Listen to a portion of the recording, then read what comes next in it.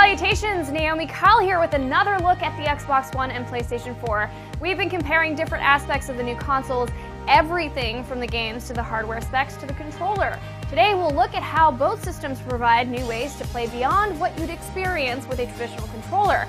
Once again, both Ryan McCaffrey and Colin Moriarty are on hand to talk about things like Kinect, PlayStation Camera, and second screen experiences.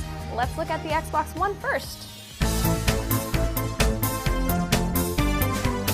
While the first version of Kinect was an add-on to the Xbox 360, the new Kinect is fully integrated with the Xbox One and comes standard with every console. If you're unfamiliar with Kinect, it's a small camera that sits by your TV and adds motion and voice control functionality to the system. The Xbox One's Kinect sensor is way more advanced than the old one. The VGA camera of the original has been upgraded to 1080p, and the camera is much more accurate and responsive while reading movement. And while there are Kinect-exclusive games, of course, games like Fighter Within and Kinect Sports Rivals, you can also use Kinect to interact with the console in a number of other ways. Much of Xbox One's interface can be controlled with voice commands that do things like wake up the system, instantly switch between movies and games, and record and upload gameplay footage. However, Kinect isn't the only new way to play with the Xbox One. Microsoft is expanding their Smart Glass apps for smartphones, tablets, and laptops. You can also use Smart Glass for things like navigating the system, looking up TV schedules, and selecting games or other media to play. Game support varies from game to game, but some examples would be using second screens as separate maps, game help, or, one of the most promising ideas, a way to handle multiplayer matchmaking without taking you out of the game. While we've tried out both Kinect and Smart Glass, we'll only really get a good feel for them when the system launches in November. But Microsoft seems to have learned a lot from their early attempts. It's definitely something to keep an eye on. Thanks, Ryan. Of course, Kinect and Smart Glass are exclusive to the Xbox, but similar technologies exist on Sony's side as well. Colin has all the details on the new ways to play with the PlayStation 4. Take it away.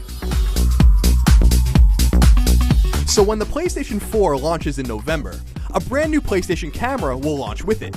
Formerly known as the PlayStation Eye, the PlayStation camera won't come with the console. You'll have to buy it separately for $60. In addition to adding motion and voice control, it also can sense the color of the light bar on the DualShock 4 to judge the position of multiple players, and as expected, it's much more accurate than the previous PlayStation Eye.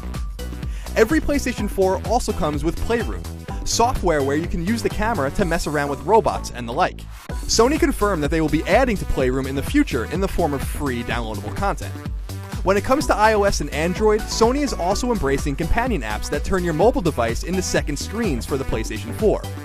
Like Smart Glass, these features will vary from game to game, but Sony specifically mentioned managing profiles and friend lists, game invites, and powering your PS4 on and off over the same Wi-Fi network.